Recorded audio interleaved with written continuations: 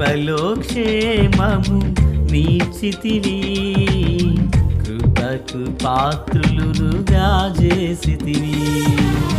కృపలో క్షేమము నీచితివి, కృపకు పాత్రులుగా చేసితివి. కృపను గూర్చి పాడెదనేను, కృపను గూర్చి పొగడెద నిన్ను. కృపను గూర్చి పాడెదనేను, కృపను గూర్చి పొగడెద నిన్ను. నీ కృపలో నాకు రక్షణ, నీ కృపలో నాకు బలము, నీ కృపలో నాకు స్వస్థత, నీ కృపలో నిత్య జీవము. నీ కృపలో నాకు రక్షణ, నీ కృపలో నాకు బలము, నీ కృపలో నాకు స్వస్థత, నీ కృపలో నిత్య జీవము. ప్రభువైనటువంటి యేసుక్రీస్తు వారి పరిశుద్ధమైన నామములో తండ్రి అయిన దేవాది దేవునికి నిత్యము స్తుతియు స్తోత్రములు, మహిమయు ఘనతయు ప్రభావములు యుగయుగములు ప్రభువునకే చెల్లునుగాక. ఆత్మీయులారా, బాగున్నారా? మరో పర్యాయం మనం ఇలాగనే కలిసి ప్రభు వాక్యాన్ని స్తుతించడానికి, ధ్యానించడానికే దేవుడు అనుగ్రహించిన ఈ మంచి తరుణమునకై మనము ప్రభువుని ఎంతగానో స్తుతించబద్దులమై ఉన్నాం. దయగలిగిన ఆయన ఆత్మచేత సమభూమి గల దేశమున ప్రభువు మనలను నడిపించునుగాక. ఆదికాండము 4వ అధ్యాయం 10వ వచనం నుండి 15 వరకున్న వచన భాగములు. మూలవాక్యమై 15వ వచనం. అందుకు యెహోవా అతనితో, కాబట్టి ఎవడైనను కయ్యూనును చంపిన యెడల వానికి ప్రతిదండన 7 అంతలు కలుగుననెను. మరియు ఎవడైనను కయ్యూనును కనుగొని అతనిని చంపక యుండునట్లు యెహోవా అతనికి ఒక గుర్తు వేసెను. ప్రార్థన.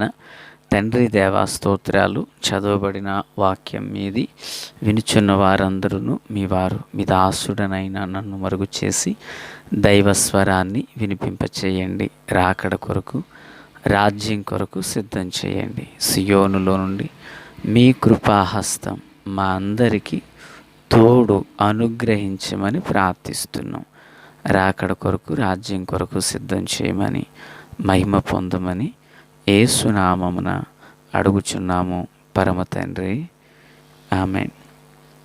ఆత్మీయులారా, ఈ 6 వచనాలలో కయీను దేవుని సన్నిధి నుండి వెళ్ళగొట్టబడుచున్న విధానాన్ని, అతడు పశ్చాత్తాపడడానికి బదులుగా చస్తాను అనే తిరస్కార స్వభావపు సమాధానం ఈ వచనాల్లో మనం చూడవచ్చు. అయితే కయీను దేవుని యొద్ద నుండి వెళ్ళిపోతున్నప్పుడు, ఆ ప్రదేశం నుండి వెళ్ళగొట్టబడుచున్నప్పుడు, ఆ భూమి మీద నన్ను కనుగొనువాడెవడో వాని చేతిలో నేను చనిపోతాను అంటూ మాట్లాడుతున్నాడు. చావనైనా చస్తాను అనే మాట అదనమాట. అది ఈ మాట లేఖనంలో మరొక వ్యక్తి అంటారు. ఎవరు? యోనా. చావనైనా చస్తాను కానీ నినివేకి మాత్రం వెళ్ళను అంటాడు. ప్రియులారు, ఇక్కడ కయ్యను కూడా దేవుని యొక్క సన్నిధి నుండి పారిపోతున్నప్పుడు ఏమని, కావున నీ తమ్ముని రక్తం నీ చేతి నుండి పుచ్చుకుంటకు నోరు తెరిచి నీ నేల మీద ఉండకుండా నీవు శపింపబడిన వాడు అంటూ దేవుడు మాట్లాడితే, దానికి పశ్చాత్తాపడవలసినటువంటి కయ్యను పశ్చాత్తాపడకుండా, ప్రియులారా, చావనైనా నేను చేస్తాను, నా దోష శిక్ష నేను భరింపలేనంత గొప్పది, ఎవడైనా నన్ను కనుగొని చంపేస్తాడు, అతని చేతులు చచ్చిపోతానంటూ మాట్లాడుతున్నాడు. అప్పుడు దేవుడు అతనికి ఒక గుర్తు వేసాను అని మనం చూస్తున్నాం. ఎవరు కూడా కయ్యను చంపకుండానట్లుగా, ఒకవేళ కయ్యను కనుగొని అతనిచ్చి చంపేటువంటి ఉద్దేశంతో అతనికి ప్రతిగా 7 అంతల శిక్ష అనుభవిస్తూ దేవుడు ఒక గుర్తు వేసాను అని ఉంది. ప్రియులారా, మరి గుర్తు అనే దానికి సాంకేతిక పదం, దగ్గర పదం ముద్ర. అంటే చాలామంది స్కాలర్స్ ఏమంటారంటే, ఒక గుర్తు అంటే వారి అభిప్రాయాలు పంచుకుంటూ వచ్చారు. నిజానికి మనము స్కాలర్ చెప్పింది అవునేమో అని అనుకోవాలి తప్ప, వాస్తవము అయితే దాన్ని నిర్ధారణ చేయలేం. అయితే ఇక్కడ దేవుడు ఒక పదాన్ని ఉపయోగించారు. ఏమంటున్నారంటే కయ్యూనికి నిజానికి మరణశిక్ష దేవుడు విధించలేదు. ఒకవేళ కయ్యూను చంపిన వానికి ఇక ప్రతిదండనగా బహుశా అది మరణశిక్షగా మారుతుందేమోననేది ఒక సూచన. కొన్ని పిక్చర్స్లో అంటే ఈ జెనిసిస్ అనేటువంటి పిక్చర్స్లో ఏమని చూపించారంటే నుదుటి మీద ఒక మచ్చ పడినట్లుగా చూపిస్తుంటారు. అది కూడా వాస్తవికమైతే కాదు, వాళ్ళు ఫిలిం కొరకు వాళ్ళు అలా చేశారు. సో గుర్తు ఏది అనే దానికంటే, ఏమై ఉండొచ్చు అనే దానికంటే ఆ గుర్తు తనకేం కలుగజేసింది అంటే ఎవరైనా ఒక వ్యక్తి తన చంపాలనుకున్నప్పుడు ఆ గుర్తు అతన్ని చంపకుండా ఆపిందనే కదా ప్రియులారా. ఇంకా బైబిల్ గ్రంథంలో కొన్ని గుర్తులు ఉన్నాయి. దగ్గరగా చాలా గుర్తులు మనం చూడవచ్చు. అయితే దేవుని పిల్లలుగా మనం ఆలోచన చేయవలసిన విషయం ఏంటంటే కయ్యూను తన కోపాన్ని అణచుకొనలేక తమ్ముణ్ణి చంపి ఫలితంగా తాను భూమి మీద దేశదిమ్మరై దేవునికి వేరై నరకపాత్రుడిగా జీవించవలసిన కాలంలో చావును వెతికినప్పుడు ఎవరు అతను చంపకుండా ఒక గురు తట్టుపడింది. ప్రియులారా, సో నేనేమంటానంటే ఆ గురుతు కీడ మేల నష్టమా లాభమా పక్కన పెడితే ఇంకా కొన్ని గుర్తులు ఉన్నాయిగా. ఆ గుర్తులు మన మీద ఎందుకు ఉండకూడదు? దేవునికి స్తోత్రం.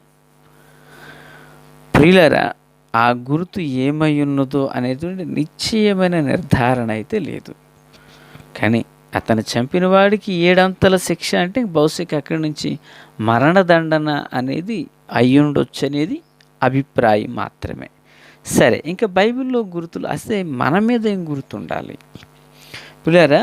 ఇంకా మనం ముందుకు వెళ్ళినట్లయితే 8, 9 అధ్యాయాల్లో జలప్రళయం చూస్తాం కదా. జలప్రళయం గతించిపోయిన తర్వాత దేవుడు ఆకాశంలో సూచనకు గుర్తు పెట్టాడు. ఏంటది? రెయిన్బో, ఇంద్రధనుస్సు. ఆకాశ తూములు తెరవబడి భూమిలో నుండి జల ఊటలు బయలుదేరినప్పుడు పర్వతాలు మునిగిపోయినంత జలప్రళయం కురిసింది. ఈ జలప్రళయం అనేది ఇక మీదటికి ఎన్నటికీ రాకున్నట్లు దేవుడు ఆకాశమున ఒక సూచనగా ఒక గుర్తు వేశాడు. ఏంటది? ఇంద్రధనుస్సు. ఆ ఇంద్రధనుస్సును చూసిన ప్రతిసారి దేవుడు నిశ్చయించే విషయం ఏంటంటే ఈ జనులను ఇక ఎన్నటికీ లయము చేయను అని చెప్పి భూమి మీద ప్రచండమైన వర్షమును కురిపించనని చెప్పి ఆయన ఆకాశ మధ్యమున ఒక ఇంద్రధనుస్సును ఉంచారు. ఒక గుర్తు. ఆమేన్. ఒక గుర్తు. ప్రియులారా, నేనంటాను దేవుని ప్రియమైన పిల్లలుగా మన మీదకు ఉగ్రత రాకుండా ఉండాలంటే దేవునితో ఒక శ్రేష్టమైన ఒడంబడికను కలిగినప్పుడు ఆ జలప్రళయం రాకుండానట్లు ధనుస్సు ఎలాగ సూచనగా ఉందో మనము దేవునితో, దేవుడు మనతో చేసే నిబంధన అటిదై ఉండాలి. ఆమేన్. ఇక రెండవ గుర్తు నిర్గమాకాండం 12:13లో గొర్రెపిల్ల రక్తము ద్వారబంధాల మీద గుర్తయ్యున్నది. ఇక నాలుగవ గుర్తు యోబు గ్రంథం 31:3, అలాగనే దశలోనికి రాసిన పత్రిక 3:17 చేవ్రాత ఓ గుర్తై ఉన్నది. తరువాత గుర్తు కీర్తనలు 17:11లో ఆయన అంటాడు, నా అడుగు జాడల గుర్తు అంటాడు.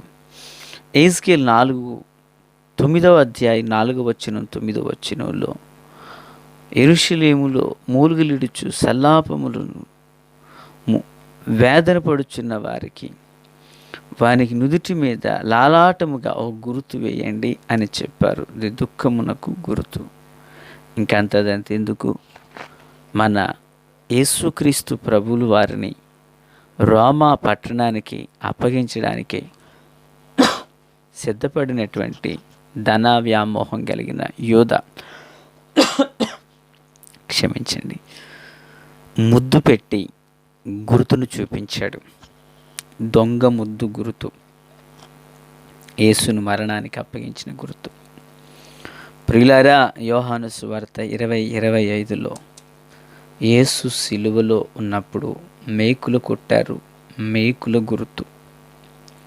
ప్రియులారా, రోమిలికి రాసిన పత్రిక 4:12లో మనం చూస్తే అబ్రహాము వాగ్దానాలు పొందే సమయంలో ఆయన సున్నతి గుర్తును పొందుకున్నాడు. దేవునికి స్తోత్రాలు.